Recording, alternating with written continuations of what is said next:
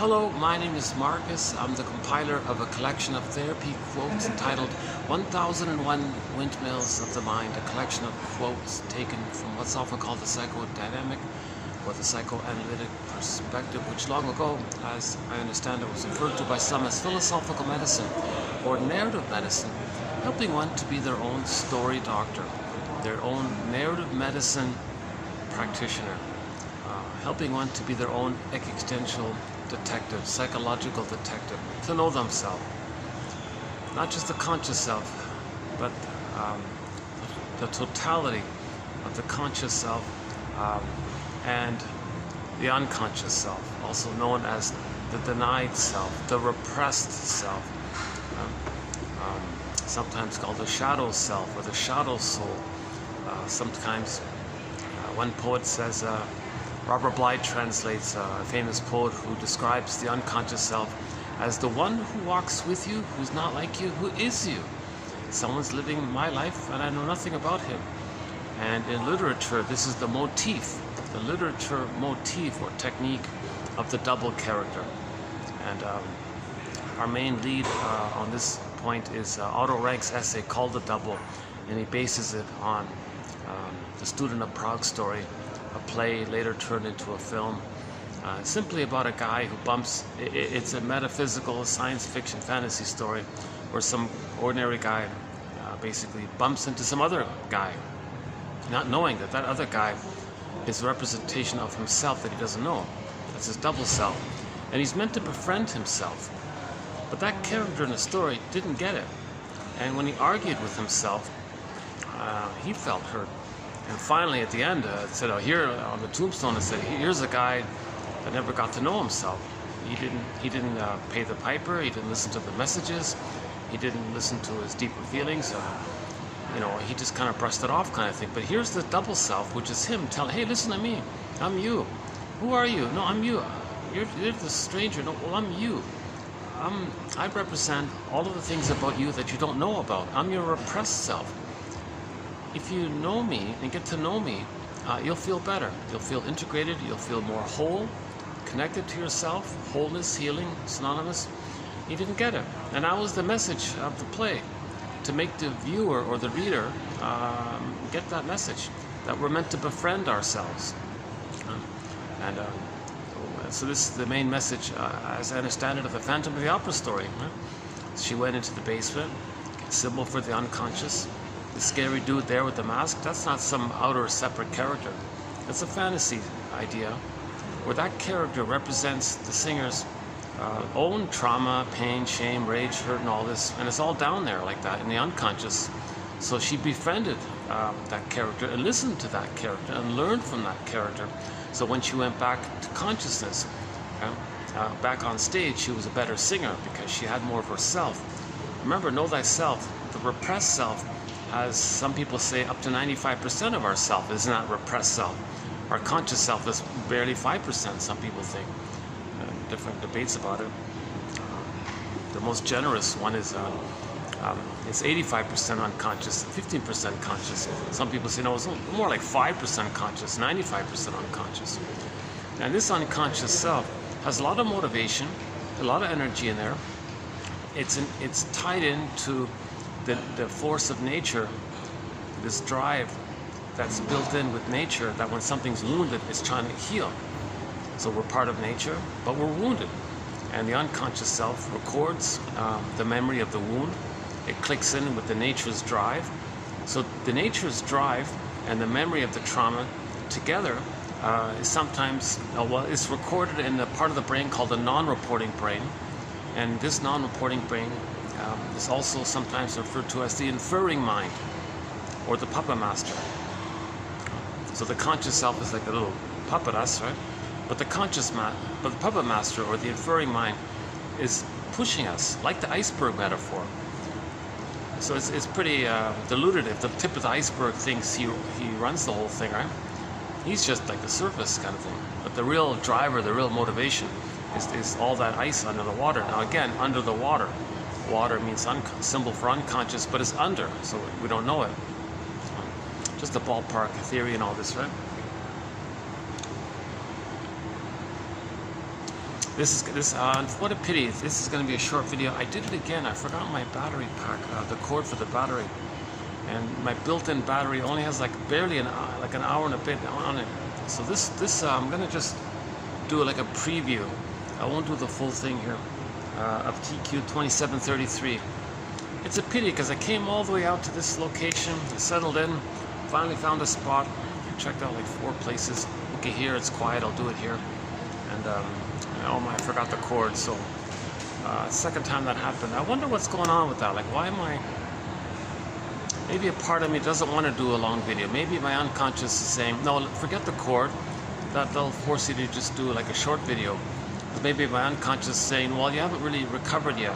I don't want you to stress yourself out too much.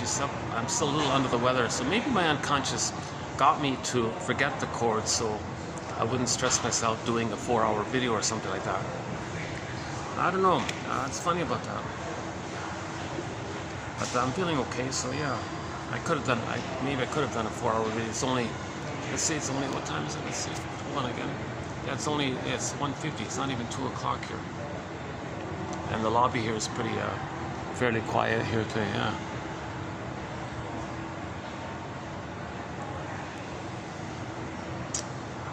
It's the best time to do videos, sort of early afternoon kind of thing.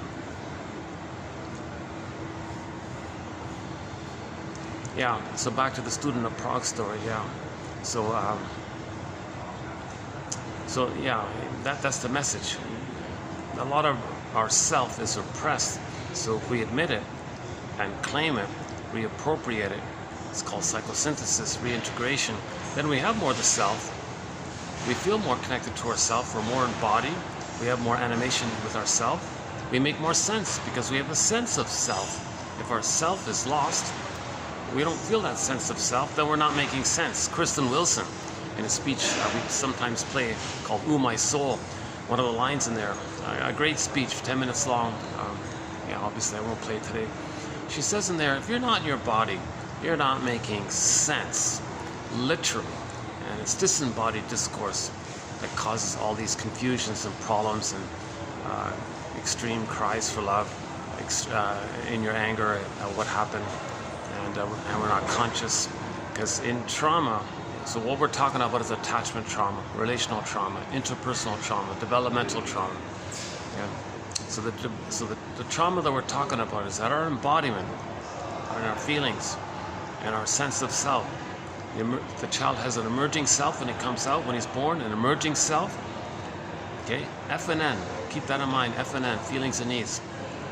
For the child's emerging self, it's emerging, it's trying to emerge to the age of 3 where he has a psychological birth, a sense of himself, autonomy and all this, and he goes through this kind of process between birth and 3.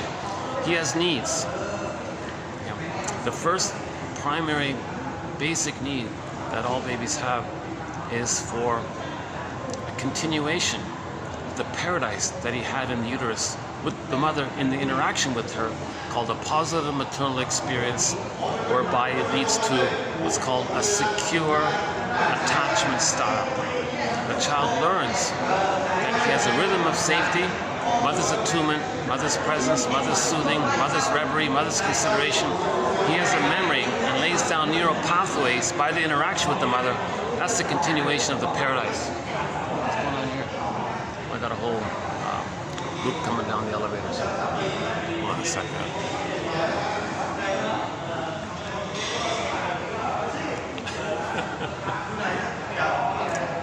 What a pity. They opened up a brand new hotel about a block down. What a pity. It's unusable. It's tiny, like a mini lobby. The restaurant's too small. It's overfilled. It's packed. What a pity. Nice spiffy place and all that, but it's unusable for me. So I'm coming back to a sort of a good old reliable place. This one here. Yeah, this has got a way better layout. It's got more space. It's yeah, you got the nice highs, floor to ceiling windows and all this. Staff are nice. Yeah, a nice place. Yeah, and there's like 2 floors of like shops and restaurants above the escalators and things. Yeah, but no rooftop no rooftop restaurant or anything.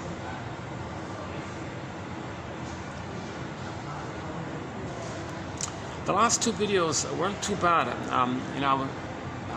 I was saying in those past two videos, 2732 parts 1 and 2, I was kind of complaining throughout the videos, geez, sorry guys, whoever's watching, I'm a little under the weather, so I'm not speaking too clearly.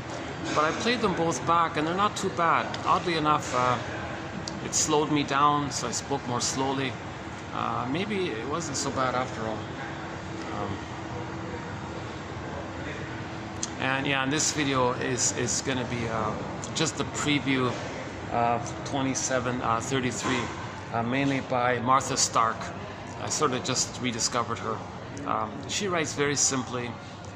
She does her unique thing is she combines object relations theory in a very clear, simple way.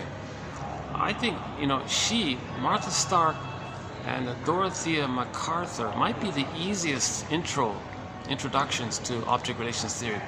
Then go to Althea Horner and James Masterson, and then you can go up afterwards, right? To Klein and Fairbairn and all them. But she's like a very good introduction to it all. So I decided, yeah, let's include her quote. Based on what we've covered so far, it's almost like a step back in a way, but no, it's a good introduction to it. So yeah, so this whole quote will be from her. Yeah, you'll see it right here. But before we do Martha Stark quote, I want to just pick up. I just want to do a little tag on to yesterday's topic about soul blindness. So the reason a child might not get a secure attachment style, the reason a child might have attachment trauma, this may occur as a byproduct if the mother is soul blind to the child's needs. Now, if the child didn't get his needs met, the mother still has another chance because the baby's going to cry about it. FNN, needs unmet for his emerging identity self. For his emerging identity self, he has these needs for a secure attachment style, extended paradise, reverie, attunement, etc. Positive maternal experience with the mother. Okay. Just the two of them, rhythm of safety, and so on, right? And the child has memories of the mother being a symbiotic object, meeting the baby's needs. He records it and treats himself the way the mother treated him because the baby's laying down neural pathways by that interaction. The baby's brain is malleable and it becomes sort of set in him. That's part of his wiring now, by that interaction with the mother. So the baby needs a positive interaction with the mother, like a normal interaction with the mother, and then he can pick up on it continuously afterwards. So that's what takes place in the extended paradise, where he's able to lay down positive intrapsychic structure. Now, if the mother's soul blind and not meeting the baby's needs, okay, well, that's part A. He'll cry as a communication and a message. Hey, mother, you were misattuned to my needs. You didn't meet my needs. You were malattuned. You missed it. But you know what? I'm going to let you know. I'm going to cry, show my distress. So the mother, oh, okay, I get it. Oh, thanks for telling me, baby. Oh, yeah, I didn't realize. Sorry about that. So she changes. Everything's okay. But if the baby's crying and she gaslights the baby, the word of the year for 2022, gaslighting. Some mothers actually might gaslight the baby because she's soul blind. Lack of empathy, lack of recognition, lack of consideration of the baby's psychological needs and feelings, lack of connection to the baby. So she's so blinded by her trauma, and she may feel some kind of compulsion to maybe get her needs met using the child. That's called soul fill in the blank, Leonard Shengold's term. I don't like to use that. That's like an extreme version of soul blindness, is when the mother uses the baby and she thinks maybe that she can brainwash the baby to not be autonomous and condition the baby to be dependent on her, allowing the mother to always have somebody there for her. So she's using the baby to comfort her, and so that she doesn't feel alone. Someone can respond to her, listen to her, respect her, see her, make her feel important, do what she says. So she's using the baby, she's parentifying the baby, turning the baby into a mother for her. Okay, that's not just basic soul blindness. Leon Wurmser and the Novicks. I said Novak, right? The Novicks. Yeah, J and K Novicks, a couple there. It's similar to David and Jill, the Sharps. Another couple, the Novicks. Yeah, so there's two couples that talk about object relations theory, the Sharps and now the Novicks. So Leon Wurmser, mainly from German Shrink, and the Novicks, they talk a lot about this soul blindness. And they both say, in particular Wurmser, that if the soul blindness, that's one thing. But if it crosses over where the mother exploits her power to brainwash the baby to take care of her, or the mother replays her trauma using the baby in a theater thing, or she casts her baby into the role of her, of when she was a baby, and then she replays what had happened to her, but in the replay, she plays the shaming mother who shames herself, but she sees herself onto the baby, so she's shaming the baby, with the grand fantasy that by replaying her trauma, she can somehow magically change the past. So she's using the baby in an attempt to meet her unconscious needs. Oh, it's getting easier here. I've got a whole bunch of people right beside me here. Oh, well, if they might want to use this group table here. Let's see. Hold on a second. Maybe I can. Let's see.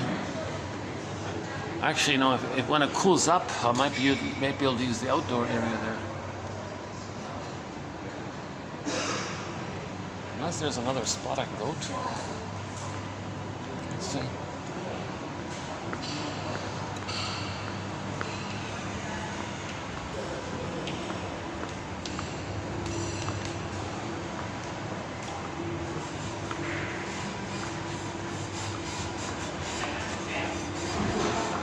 Oh yeah, hello. Now they got the hotel Christmas tree here. Yeah. Oh, hey, hang on. Maybe I can use this.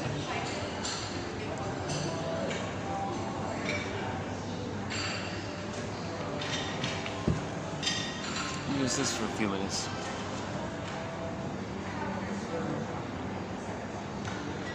Yeah, so in the last video, 32, we spent a fair bit of time on this topic of soul blindness. It's funny, eh? We've been posting, we've posted 10,000 quotes so far, and I just discovered this phrase. I thought, oh my God, what a gem of a phrase. I think it's pretty good. Not perfect, but it's pretty good. So the mother's blind to the baby's soul. So the baby has needs, the mother doesn't get it. Baby cries, feelings and needs, mother doesn't get it. Maybe, what are you crying about, baby, or something, or I don't know, make some excuse, and maybe she'll do this because she's embarrassed because she doesn't know. Well, she's soul blind. Right? Now, if you take it a step further, where the mother uses that power, and she's so-called corrupt in a sense, where she exploits the power to condition the baby, either to parentify the baby or to replay her trauma, using the baby to communicate what had happened to her, using the baby in that way. Oh, someone's sitting right there. Okay, let's go back here. I want to see. Yeah, okay, hold on a second.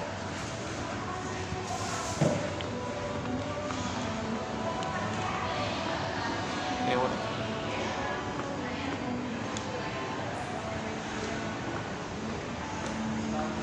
Oh, okay. Oh, they went on their way. All right, that's good.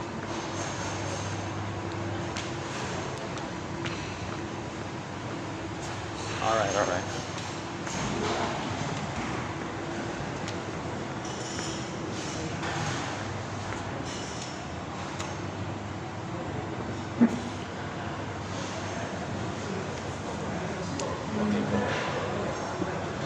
I wasn't sure if they wanted to sit here or just they're just waiting for something.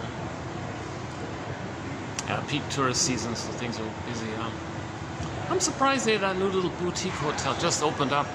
It's packed everywhere. That's funny, eh?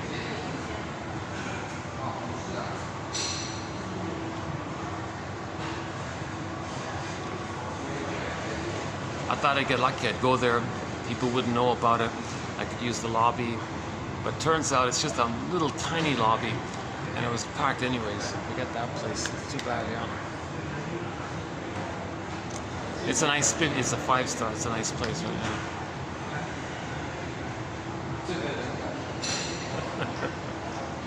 My search for a regular place where I can do my videos and bring in the good speaker continues, but I think finally I will find something. I really miss doing them outdoors. I had this fantasy as I was walking here. Gosh, I wish I could walk to the beach or the shoreline, or to some meadow, or to some park or some hills, some some flowers or something. Oh Jesus, yeah. Soul-blindness. Okay, let me just review yesterday. Let's do this. Let me just review the main quote we posted last time. You won't see it in this video, but if you go to the last video, you'll find it. It's this one here.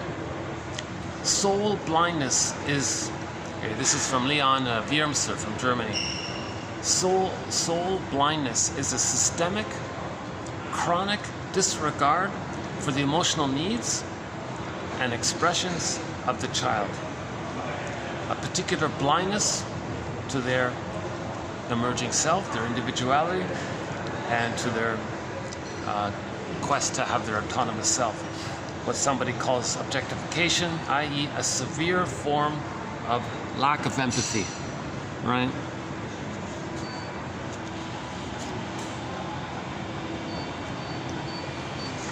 Okay, so in the last 2 videos, I think I did not too bad a job discussing that quote. So now in this video, let's just pick up on that a little bit here. Soul-blindness, okay, i.e. is a refusal, a defensive refusal to see others as they really are. That's a simple one, right? You don't want to see them who they are because your wishes are so strong, you distort who they are to fit your wishes. Now your wishes are based on repeating the past unmet needs, and in new situations you want to recreate the past in the present, so you're distorting the present to fit the past. So you're not really seeing people in the present if you're in this compulsion to see people in the present as symbols or metaphors or stand-ins for characters in the past, either yourself or the shaming mother. Prejudice, for example, is a type of soul blindness. Yeah, for sure. For sure. Last one here. Soul blindness, the obtuseness towards the emotional interests and needs of the other and the self. Okay, extreme means, in the extreme form, is whenever the child is treated as a means to an end. Yeah. So the image for this is that the child's golden ball,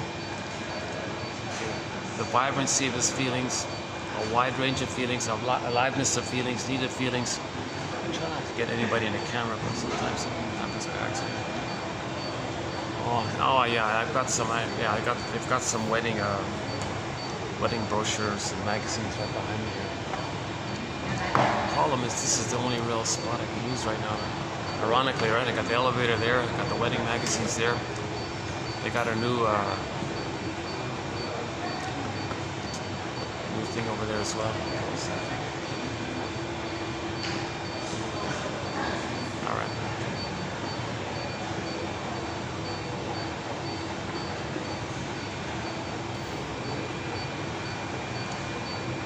Yeah, so the image is the keys under mother's pillow.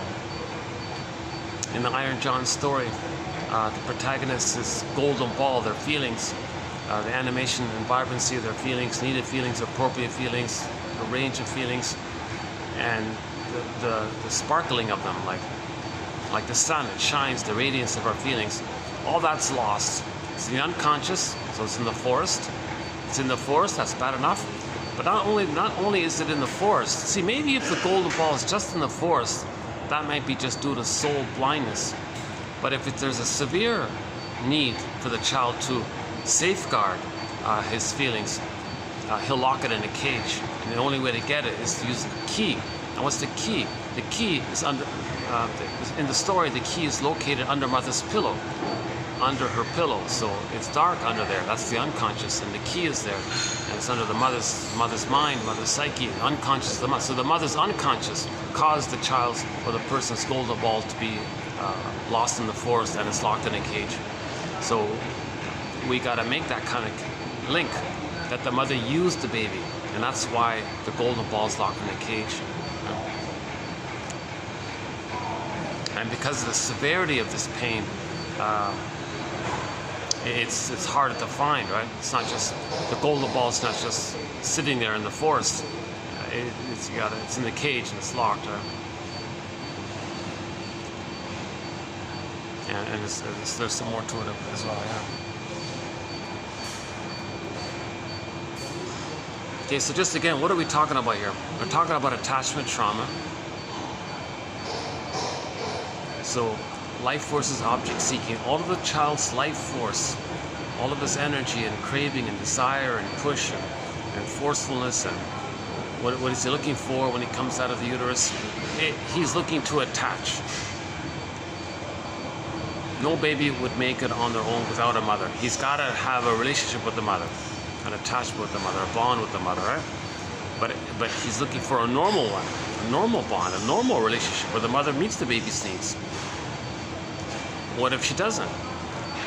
Then the child's got to find a way to accept a traumatic attachment with the mother, an insecure attachment style, disorganized, unformulated, reactive, disassociative, anxious, avoidant, etc. That's called an insecure attachment style or attachment trauma. So the child is willing to accept being attached to an abusive mother to have some attachment. So it's pretty obvious. Fairbairn also says this at Fairbairn. The baby would rather have an abusive mother than no mother. So in that case, what is he going to do? What is the child going to do? The first thing, he's got to have the attachment. But how does he compromise it? How does he arrange it if he's being hurt by the mother? What is he going to do with his soul? Number one, he puts it into cold storage. So his whole inner life becomes frozen. The image is the woolly mammoth in the block of ice. It's called, Jeanette Paris calls it emotional hypothermia. Another one calls it emotional coma or emotional comatose, emotional catatonia. Sometimes it's called petrification, like the petrified frog image. Sometimes it's so dried out and so lack of juice, the soul becomes a statue. So Echo becomes a statue. Okay, in the Faithful John story, the Robert Bly likes to tell, the embodiment of a person, Faithful John, a symbol for the embodiment, became a statue. So Faithful John became a statue. It's called turned to stone. So in the Velveteen Rabbit, it's just a simple not feeling real, like the Velveteen Rabbit. Or you got the wooden character, feeling flat and wooden. The jargon is alexithymia, no worse feelings. Okay? Sometimes called emotional illiteracy. Emotional illiteracy. Or having a very low EQ, or let's say. I think that's the pop culture phrase for it, right? It's not too clear. I think alexithymia is pretty good. So there, now you're entering into this split, so-called a kind of split, where the emotional life is stuck, frozen in that early time, but the person can still develop cognitively, get 10 PhDs, physically can still get 10 weightlifting medals or whatever, or skills, and they can throw the discus, and they can still get 10 gold medals. So they can still develop in other areas. But we live to the extent that we feel, says Karen Horney, one of our mentors. So although the person's getting these medals and awards and all this, they're doing it in a trance. They're numb. Okay? So back to Emily Dickinson. She describes trauma as a pain so utter, swallows substance up. Okay, that's means the image is it goes into the unconscious. Swallowed up means it goes down into the unconscious. That's pain, psychic pain, emotional pain. So the brain sends the person mercy. The mercy chemical is called endorphins. So that's the swoon. It makes you numb. So you're stuck there in your emotional life like that. So now you're going through life, sleepwalking through life, going through the motions of life. feeling that life is passing you by. When does life begin kind of thing. Feeling that you're living a provisional life, the unlived life, even though you're getting 10 PhDs and all this, but something's missing. Now, while the person's in a swoon, okay, the child, that's part of it, the swoon. The other part of it is his inner life is frozen and repressed. Another part of it is the child has to do psychic defenses to keep it like that until he's ready to feel. So he develops a lot of tricks of the mind, maneuvers of the mind, operations of the mind, mechanisms of the mind called defense mechanisms, psychic defenses. So that the baby's in defensive mode from the abusive mother and from his amygdala, because the amygdala wants to send him all the stress hormones and adrenaline in reaction to mother's soul-blindness and misattunement and malattunement and gaslighting the baby. The child's amygdala is going to send him stress hormones. But what can the child do with all these stress hormones? Oh, their new toy is beeping on me. They can't fix it. We'll just unplug it. Oh yeah, I noticed they got a new toy here. This new.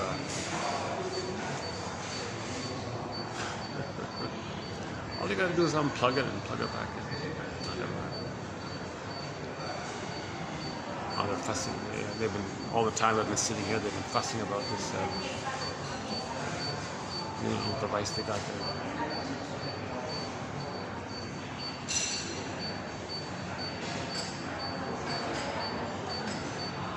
That's just going to beep all day. All right. Oh, they got it. All right. Oh, that's good.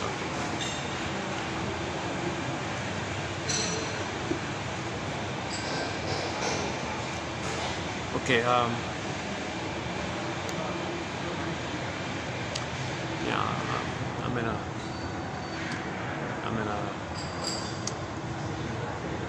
I'm not fully back to myself, my old way. I'm still a little kind of slightly under the weather. I'm still recouping kind of thing. So where were we?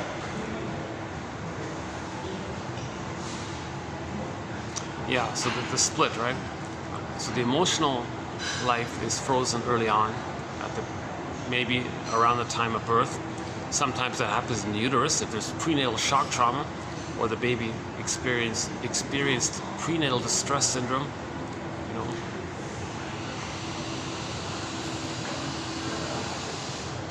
Or one version of that, a recent quote was the woman who was pregnant in the 3rd trimester. She was complaining about headaches, so they gave her Tylenol with codeine. They said, back to the Sharps. The Sharps were saying this. David and Jill Scharf, yeah, not Scarf, Scharf. They were saying that the baby was addicted by the mother taking the Tylenol with codeine. They said the baby got addicted. So when the baby came out, he was going through withdrawal symptoms because he wasn't getting it anymore. So first of all, the mother's got to soothe the baby during the birth and all that. But already she was not emotionally available for that. Plus, insult to injury, the child's going through withdrawal symptoms. So he was extremely panicky and colicky and the mother couldn't soothe him, you see.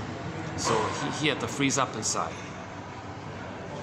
I mean, although he freezes up inside, he can still get 10 PhDs if he goes to school and all that. That's the funny thing about that, right? Now, interesting thing about the 10 PhDs, because if the person's frozen inside and they get 10 PhDs, actually, it's ultimately meant for those 10 PhDs to be a source of knowledge to make the person feel safe, to allow the feelings to come back. But in the interim, the person may use those 10 PhDs not as a step towards healing, but as an ongoing attempt to get away from their feelings. This mechanism is known intellectualization, where you use knowledge and theories and ideas and all this, excuses and tricky ideas, whatnot, as a way to, and you use the knowledge and the advanced vocabulary as a way to get away from your feelings. Rhetoric and lies and all this. Yeah? So that's called intellectualization. So it's funny, somebody has 10 PhDs, but they can't make an I statement. They can't say to their friend, you didn't call. When you said you'd call, I felt uncomfortable by that. They'll just passive aggressive and punish them in some non-verbal way. They can't even make a simple I statement, or because they don't want to get in touch with their feelings because it's all frozen up inside. So a good image for this point is in the Disney film Inside Out, the character's joy and sadness got zooped away. So the more quote-unquote more human side of being human, the wide range of feelings, needed feelings, appropriate feelings, all got zooped away. So affection, tenderness, empathy, gratitude, reparation, care, generativity, soul sight for others, soul empathy for yourself. So yeah, so soul blindness means lack of empathy. So you would have that with joy and sadness, but that's all zooped away. And what do we see at the console? Mainly the limbic system, survival mentality. Okay, either or thinking, my greedy, your greed, and all the toxic masculinity slogans of my greedy, your greed, either or thinking, useful or not. So all that pretty simple, animalistic kind of, but without the warmth of attachment. But it's so it's the amygdala, the limbic system, the crocodile mind, or whatever you want to call it, the reptilian, whatever you want to call it, right? Lizard thinking or something. So that's mainly anger at the console. So you saw that in the Disney film, mainly anger at the console. The fear character easily gets overwhelmed. Then it clicks over to anger, right? So the baby's trying to nurse, mother's not doing it, the baby's scared. So that's the flight. He wants to flee. He can't flee, the baby can't flee. He's cornered, so to speak. He's helpless, totally passive, dependent, helpless, powerless. He can't go anywhere. So then it pushes over to the anger character. So now anger is mainly at the console. And the anger reactivity is not basic. It's not like the normal emotion like that drives a person in their daily life. That's the reactivity of the survival part. When the soul is frozen due to mother's soul blindness, then the anger's there. Because of that, see?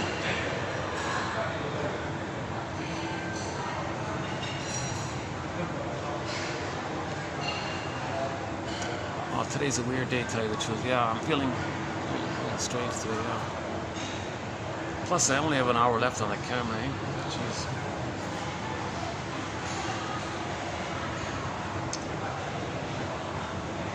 Okay, let's do this. Let's do the preview.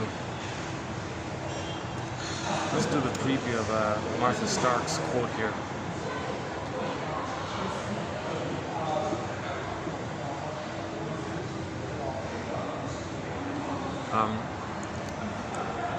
Not in this video, neither in the past two videos, but prior to them, we did an overview of some of the key points in our collection here about the stingers and about the various personalities developed. Margaret Muller's theory about development, the stinger, the clinger. More about the key under the pillow, and that's sort of like a foundation kind of material. So I'm not covering it here. Maybe we'll do it in part 2. So can I refer you to any of the prior videos?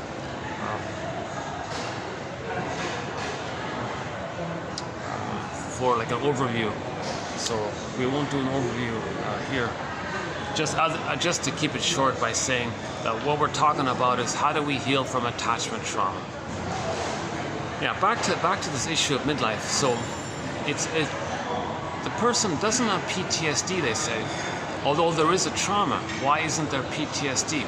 Because the child has maneuvers of the mind, a personality structure pattern, some kind of blueprint or template, and he goes around with these things.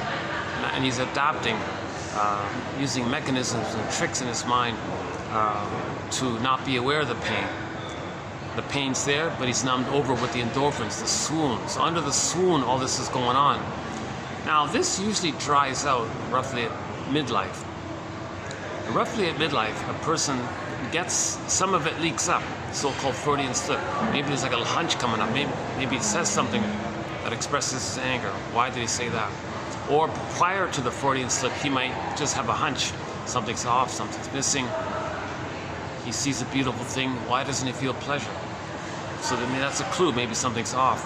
Or he experienced the loss, And why don't I feel, why am I not mourning? Why can't I like admit the loss? Why am I just like acting like nothing happened? Well, that's something wrong.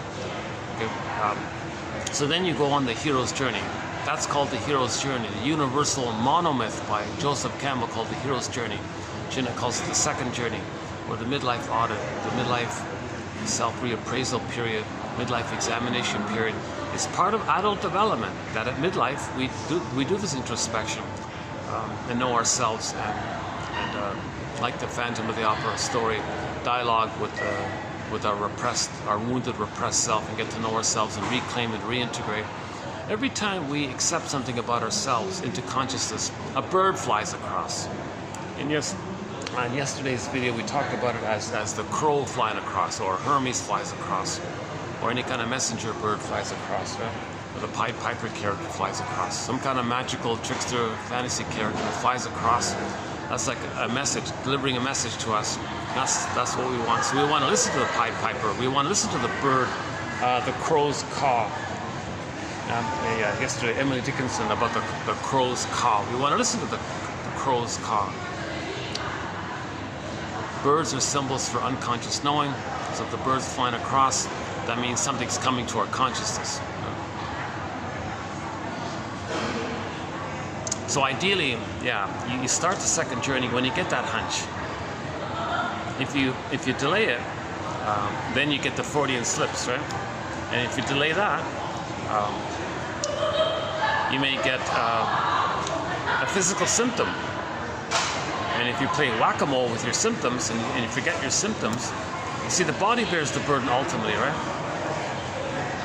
The emotion denied turns into a body. It converts into a symptom. Okay, the image is water converts to ice.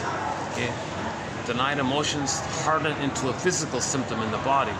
So at midlife, the person has a physical issue. Oh, just forget it. So they're doing it again. They're not listening to themselves, right? Or maybe another version is they get full-blown PTSD. They have a nervous breakdown, basically. Soul loss, nervous breakdown, very irritable, and all of the symptoms of the checklist of PTSD. The person goes, what's going on here? So it's coming up. You see, at midlife, it's trying to heal. It's trying to get your attention. The unconscious wants to be conscious. We want to make the unconscious conscious. Somehow, some way or another, it's trying to do so, right? So first you get a hunch, ignore the hunch, you may get a Freudian slip. Like Freudian slip means maybe you said some awkward, annoying thing to somebody, and you step back and you say, whoa, where did that come from? Woodman describes it as in the forest, in the swamp, in the dark, in the damp, in the ocean, dark, unseen, wet, a frog burps up. Ribbit, right? A frog jumps up. Well, you're talking to somebody and you said this thing. It came from your unconscious. And then you noticed it and you caught yourself. Whoa, that was like a frog jumping up from the unconscious. So the frog was like a messenger. So you're supposed to listen to the frog. And usually it's some hostile thing that you said. And that's a clue as well. But if you ignore that and just brush it off, you see. I think a good inspiration for this is that film called That Uncertain Feeling. She was a young lady, sad faces painted over with those magazine smiles. So she had masked, she didn't know her inner life, and she put on a happy face all the time. Then she got a physical symptom, but she paid attention to it. So she went to the shrink guy, and he said, oh yeah, that came from your stranger within. I'm going to introduce you to the stranger. Don't you want to meet him? And she joked and said, well, I'm afraid of strangers. And the next scene was in the waiting room, she bumped into some tortured artist guy. Intelligent, wounded, depressed, unique, interesting, creative, tortured artist guy. And she befriended him. So that's similar to the Phantom of the Opera. So that was the motif, that motif of the Phantom of the Opera, the double motif. That was expressed, in my humble opinion, in that story, that uncertain feeling. I'm mentioning it because nobody's mentioned it. Nobody's mentioned it. It's pretty clear. It's a simple, benign, sort of simple kind of film kind of thing. But the image was there. So this young lady befriended this older tortured artist guy It's not meant to be literally like an outer thing. It's meant to be considered like a metaphysical thing, where she's getting to know herself because he is the double of her. So she paid attention to him and spent time with him and was curious about him and wanted to learn from him and listen to him and was very attentive to this. So he was a little unusual like that, right? And it worked. As she befriended him and understood him and got to know, it's herself. He's just standing in for herself. Then her physical symptom disappeared. It worked because she became embodied and she accepted herself.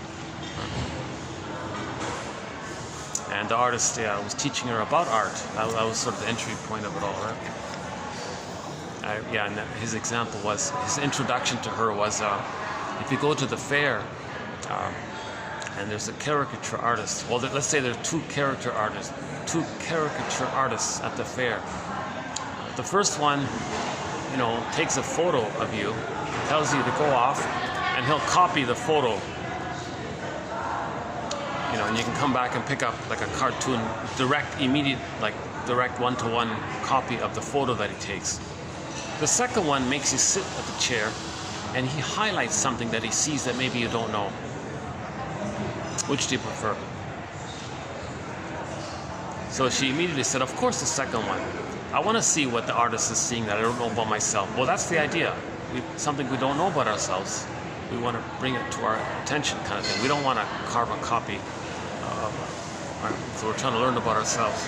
So it's a simple kind of thing like that. Right? So Berger says the sponge wears out. So all these defense mechanisms, you use them up, it dries out. And that's why it comes up somehow, either in the Freudian slip or the hunch or, whoops.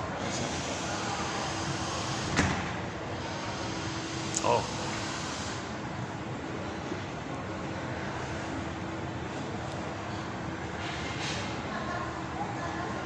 Yeah, I'm okay here, yeah.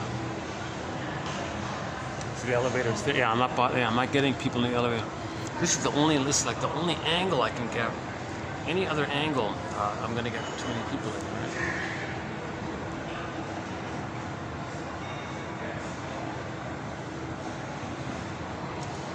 It's not. I got the cherry. Nice, the cherry tree there.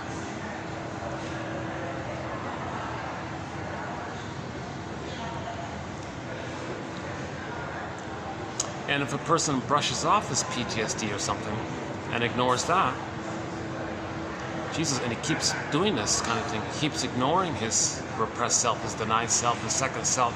He's denying his soul. He's denying himself. He keeps denying himself. Okay? Emily Dickinson says, ourselves, behind ourselves, concealed.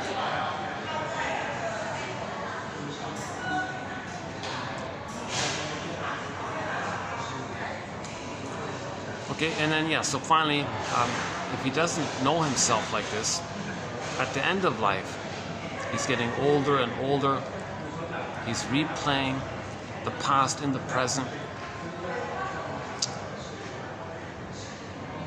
But it's going to be harder to feel that grandiosity again and again. Even if he has the resource to do it, he'll be irritable, and you're on eggshells around them. They're not an elder, they're not caring or generative. They're still replaying the interaction of mother being soul blind to them. They're going to be soul blind to themselves and others, and they're just replaying it again and again. So that's one way to describe the trauma, the original soul blindness. If the mother's soul blind to the child, and it's set like that, he'll be soul blind to himself. And in new situations, he'll expect others to not see him and make it happen, or at the same time, he won't see others because he doesn't have that experience. He never had that experience. He treats himself and others the way his mother treated him. You see.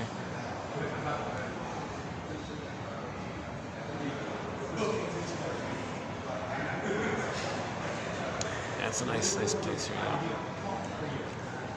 This is the most spacious. This hotel has the most spacious sort of like lobby, open area. Yeah.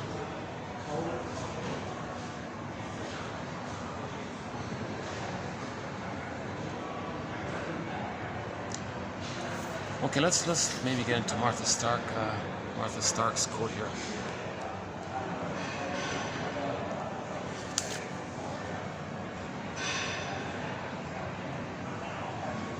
So how do we heal from mother's soul blindness? Well, first, identify the intrapsychic setup that's created. The interpersonal leads to the intrapsychic. And then the intrapsychic reveals itself interpersonally later on in our dealings with others. Okay, then that's the as above, so below, or the inside out. Huh? So originally, the baby's interaction with the mother, the baby's interpersonal interaction with the mother laid down neural pathways. So as originally above, then it's set down within. Set down within, it's inside out, and the out from that, as above, so below. So we look at this whole thing. Because if the intrapsychic memory template, internal working model, blueprint, schema, script that the baby sets down is based on the trauma, that's what's being revealed. And if it's painful, then our doing in the present is based on replaying the past with the fantasy we can change the past to get a proper blueprint. So that's why the present's not normal, or the present's not functional or happy, or not mourning losses, not knowing your interests, not knowing what you like, or etc. Right? Not making I statements with your friends, or not being generative or an elder, or being creative in a service way, or not having the pleasure of expressing your interests. The more normal things aren't there because you're bogged down replaying the past that caused that traumatic script. So in trauma, there's a thing called repetition compulsion, which is tied into innate drive for healing. Baby doesn't understand time, so all time is that time. The present is the presenting past. The present is still the past. Okay, so in the present, you're going to replay what caused that, thinking you're going to change it, undo it, correct it. It doesn't work because the present isn't the past. But the emotions doesn't understand time. The emotions doesn't understand time. So all time is that time, but you can't erase the actual experience of the trauma because it's the trauma that causes the repetition compulsion. So the repetition compulsion is because of the trauma. So you just can't magically erase and pretend it never happened. No time machines, no morphing machines. You can't erase and fill in a positive experience instead of the actual traumatic experience. It doesn't work like that. Now, the hope is that when you observe your behavior, you're getting an inference to the intrapsychic. When you get an inference to the intrapsychic, okay, now you have a sense of the original interaction that caused it. So now you know what's going on. Now you got a big picture of the thing, right? Now you're moving, now you're getting somewhere. You got to identify things if you're going to heal yourself, right? So the study of all this is called object relations theory. Object relations theory is the study of the internalization of interpersonal relationships. And then these interpersonal relationships that the baby created, that the baby had originally, and he develops a psychic structure. This psychic structure reveals itself. It's the blueprint that we see the world through. So it's revealing itself. So if it's problematic, then we're distorting the present, not seeing the present, not understanding the present, right? So prejudice will come from there, being so blind to others, etc., not recognizing others' feelings and needs or whatever. Their three-dimensionality, their humanness, and the basic fact that we're all one family, we're all wounded, we're all members of Homo Traumacus, we're all cousins from Africa. Some lost a tan, trivial biological variation, diet, whatever. It's trivial, superficial biological variation over time based on wear and sun exposure and all this, right? But we're still all from that massive family from 150,000 years ago when we evolved into Homo sapiens from our prior state called Homo bodoensis, a topic for another time. But then 10,000 years ago, while we were in different places, we accidentally traumatized ourselves. Again, another theory about that. And we now have it's now updated. We have a thing called now the 49 symptoms of Homo Traumacus. So we're all Homo Traumacus. Can we recognize that? What does that mean? Well, everything's love, or a cry for love. In normal development, a person has a consciousness of their interests, which they express, and that's love, loving life, meaningful, joyful. That's very few people have that. Most people are crying for love. That's the homo traumicus. So we're all crying for love. Now the confusion is, how do we interpret their cry? How do we understand that their behavior is a cry for love if they're hurting others? Well, if they're hurting others, that's their cry. They're saying how angry they are at how the mother treated them, because they imitate the mother and treat others the way the mother treated them.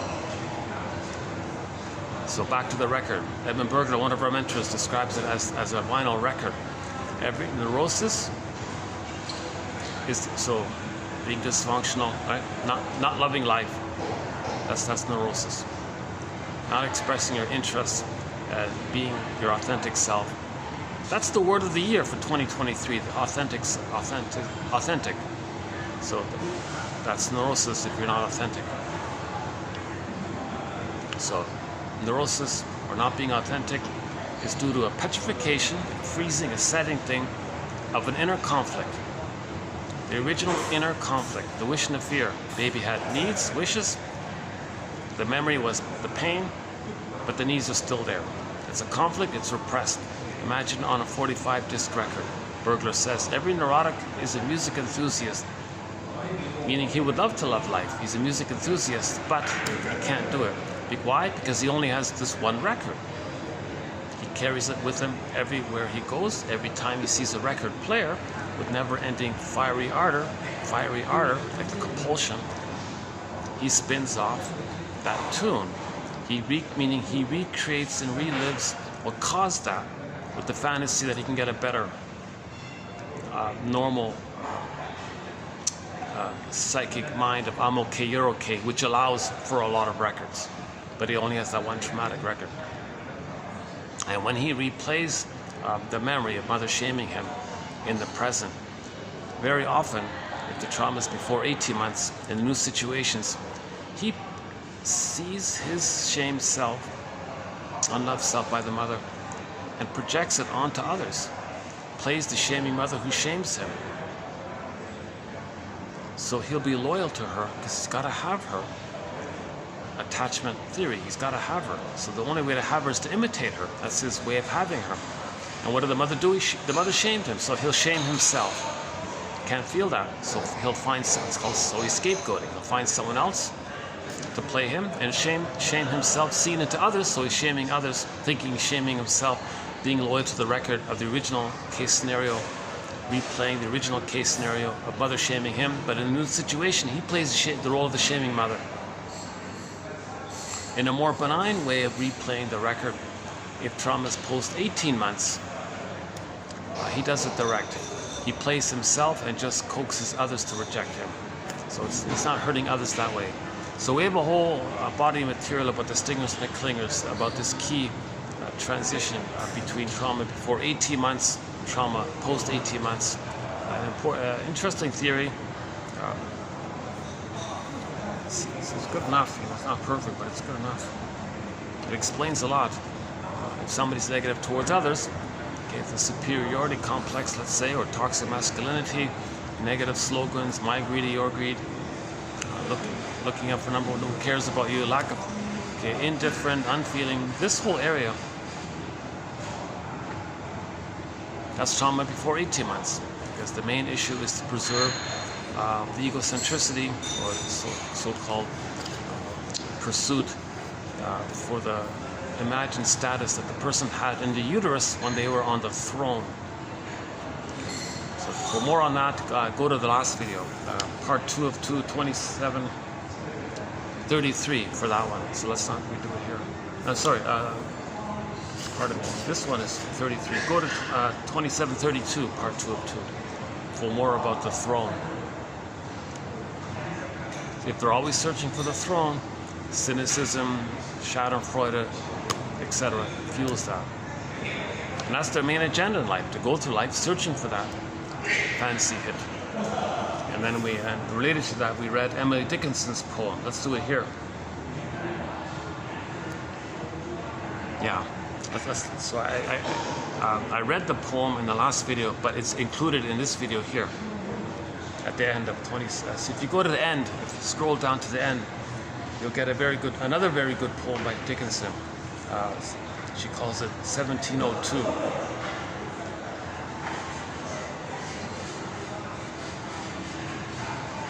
About this constant search for the grandiosity, the constant search for the throne. So trauma before 18 months, they're going to spend their lives in this constant search for the throne, i.e. fame, prestige, grandiosity, egocentricity. So she calls it the fame. So Dickinson says, yeah, this fame, this search for this throne, this infantile megalomania, egocentricity, is a fickle food upon a shifting plate whose table once a guest, but not the second time, whose crumbs the crow inspect. And with ironic caw, the crow is going caw, caw, with ironic caw, flap past it. It goes to the farmer's field.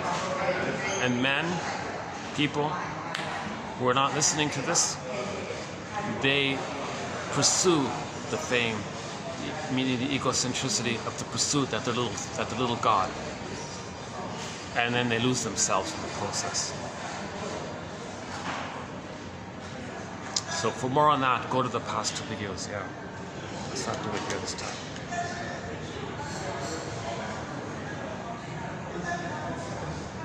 Another poem by Dickinson about trauma is "A great hope fell." The baby had a great hope for a secure attachment style. That hope, this passion, it all repressed. Get lost in the forest. Exiled into the forest. Baby exiled into the forest. All these fairy tales about a baby lost in the forest. Get exiled. Great hope fell. You heard no noise. The wreckage was within. O cunning tale that let no witness in. So this issue about the witnessing, the child can't know it. That's the scarecrow, the guy with no brain. Child loses his heart. That's the Tin Man. And those two are compartmentalized. That being the case, the person feels disembodied. That's the cowardly lion. And Dorothy's part of the mind, part of the psyche, in cooperation with nature, the Great Spirit. So Dorothy is sort of pulled by the Great Spirit, the healing forces. So part of evolution is something in nature's wounded it's trying to heal, right? So Dorothy is part of that. So it's a part of us is trying to heal and line things up, get it back. Or be like Dorothy and recognize the disconnect, the disembodiment, and the loss of heart, loss of feelings, golden ball. But first things first, you got to fix the scarecrow guy. That scarecrow guy doesn't know anything. You're not going to heal if you don't know anything. So fix the scarecrow guy. And we now have 10,000 quotes to that end. So we now have 10,000 quotes to help firm up that scarecrow. Okay, so cross over to the children's story. We want the straw house to become a brick house. If the ego resembles a brick house, then we can house ourselves and the wolf goes away. If the wolf is not real, the wolf is simply the recognition and acceptance that as a baby we develop oral greed and rage, which we project onto the mother and see the mother as a hungry wolf or a devouring monster that wants to hurt the baby or eat the baby. But with a strong ego, that image goes away because you know what's going on. You need knowledge. So first is cognitive insight. You leave it alone. It's like a nest. Then there's an egg. Crack open the firebird. Hop on the back and ride the firebird. That's a metaphor for inner knowing. So first, leave the nest or the basket. Then there may be an egg with the firebird in, which you ride, and you get to emotional knowing. The image of riding the firebird is the emotional knowing. But first you got to get the cognitive insight to get the emotional knowing. Usually it doesn't work the other way around. Like usually you don't get emotional knowing without cognitive insight. Like you may have a hunch about something, but you don't fully accept it. So psychoanalysis looks for an egg in a basket that's missing. So first weave the basket, then the egg. So that's what this is about. To build this basket. We now have 10,000 quotes to that end. And my sincere hope is that 1 out of 10 quotes will click for a person. Be a little cognitive insight. But that's as far as you can go, right? You get a cognitive insight, be aware of it cognitively, and then it happens on its own. It may convert into emotional knowing.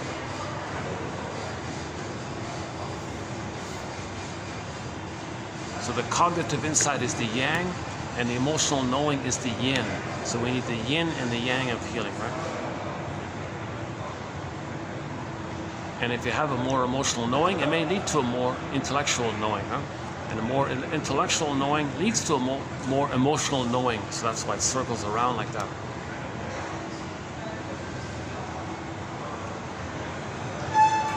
Okay, let's jump. I've got 20 minutes left. I only got 20 minutes left here, so let's skip through it. Let's skim. Mark, I'm gonna read this more carefully in part 2. So this is just a preview here. So here's Martha Stark, a very friendly, kind of a likable kind of author. I heard her on YouTube as well, and very nice, friendly. She's not like is she a medical doctor? She says she has only a PhD, but that's okay. So here we go, Martha Stark. Martha Stark. So here's sort of her attempt to teach us object relations theory in a very simple, a major portion of it. Okay, let's see. Well, if you're not seeing it here, just click the more link and you'll see it below. Okay, negative interactions. Negative interactions, okay, that the baby has with the mother. Repeated again and again. Okay? These negative interactions are taken into the child's internal world and become part of his repertoire of internalized object relations. So he develops like a map, like a working model. Oh, battery out. Oh, hang on. Oops. I'll see you next video. Hold on.